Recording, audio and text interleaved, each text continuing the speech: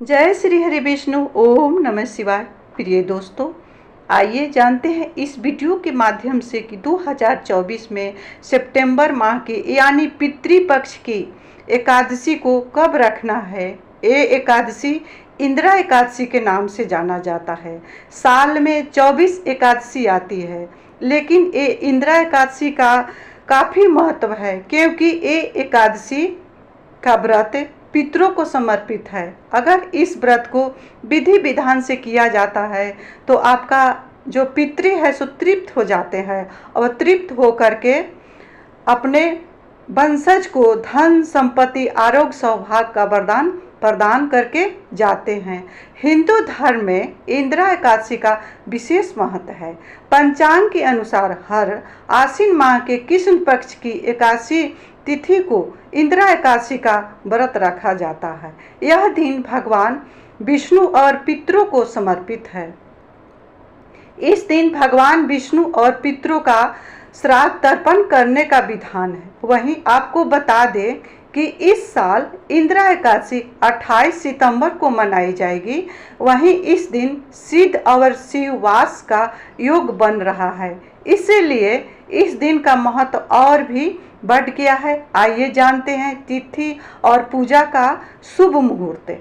ज्योतिष पंचांग के अनुसार आश्विन माह के कृष्ण पक्ष की एकादशी तिथि शनिवार 27 सितंबर को दोपहर 1:21 पर आरंभ होगी। वहीं इस तिथि का अंत रविवार 28 सितंबर को दोपहर 2:48 पर समाप्त होगी।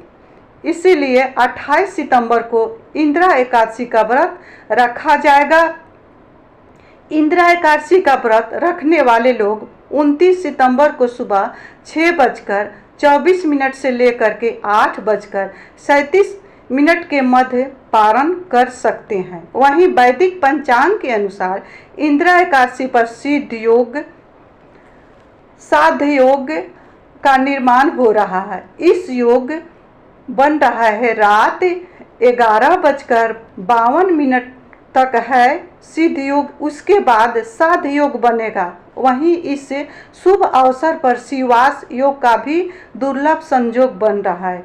ब्रह्म मुहूर्त का समय सुबह 4:36 से लेकर के 5:24 तक। विजय मुहूर्त दोपहर 2:11 से लेकर के 2:49 तक का है। गोधूली मुहूर्त शाम 6:22 से 6:46 तक है। निशिता मुहूर्त रात्रि 11:52 से 12:49 तक है।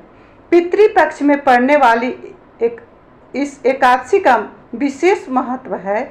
इस दिन भगवान विष्णु की पूजा अर्चना करने से सुख समृद्धि की प्राप्ति होती है। साथ ही इस एकादशी में विष्णु पूजा करने से पितरों को तृप्ति और मोक्ष मिलता है। इस एकादशी के महत्व को लेकर पद्म पुराण में कहा गया है कि इस एकादशी पर विधि पूर्वक व्रत किया और दान पुण्य किया और इसके पुण्य को पूर्वज के नाम पर दान कर दिया जाए तो उन्हें मोक्ष मिल जाता है। अगर आप व्रत रखते हैं, दान करते हैं, नियम से इस व्रत का पारण करते हैं और पारण के दिन अपने पूर्वज को इस एकादशी का व्रत है उसको दान कर दें तो प्रिय दोस्तों बातों को समझेंगे, क्योंकि एकादशी का जो दान होता है सो पारण के दिन ही किया जाता है। पहला दिन नहा खाए का दिन से इस व्रत की शुरुआत होती है। ये त्रिदिवसीय व्रत है। पहला दिन नहा खाए से लेकर के दूसरे दिन उपवास और तीसरे दिन पारण, क्योंकि उपवास बीच में है और नहा खाए पहले, पारण तीसरे दिन किया जाता है। उस दिन आप सुबह में उठ करके जल्दी से स्नान करें। पारण के दिन यानी सोमवार के दिन, शनिवार के दिन इस व्रत का आप नहा खाए करेंगे। उस दिन अपने भोजन को निरामिष रखें। भोजन में चावल का त्याग करें। रात्रि होने से पहले आप आपको जो भी खाना है अपना भोजन कर लें।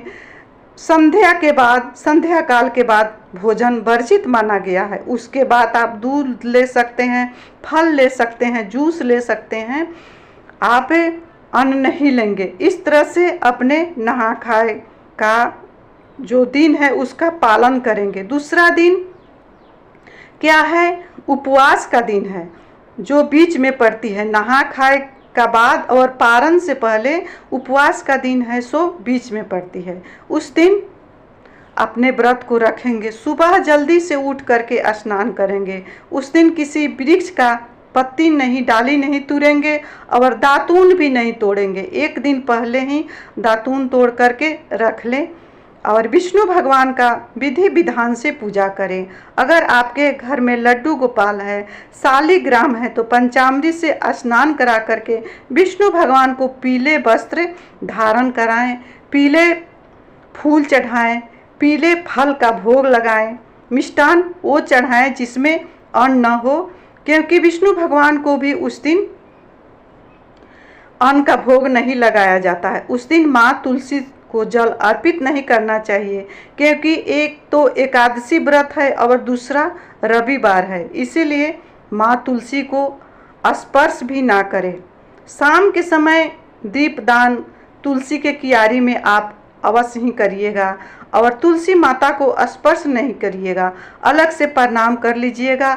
और जब सोमवार का दिन आवे तो माता रानी को जल अभिषेक करिएगा और अपने पूजा रूम में आकर के जहां आप पूजा किए हैं वहीं पूजा करने के बाद हाथ में तिल, जौ, कुश और सफ़ेद अक्षत ले करके अपना नाम और गोत्र बोलते हुए विष्णु भगवान से प्रार्थना करें कि हे विष्णु भगवान, इसका पुण्य मेरे पितरों को मिल जाए, मेरे पूर्वज को मिल जाए और मेरे जो पितृ हैं, मेरे पिता हैं, पूर्वज हैं, सो तृप्त हो जाए। अगर इस तरह से आप इस व्रत को रखते हैं तो निश्चित ही आपका जो पितृ हैं सो तृप्त हो जाएंगे, पितृ को मोक्ष मिल जाएगा।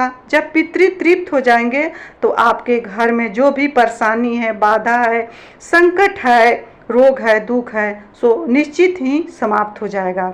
तो इस तरह से अपने व्रत को रखेंगे। इंदिरा एकादशी का व्रत अवश्य रखिएगा।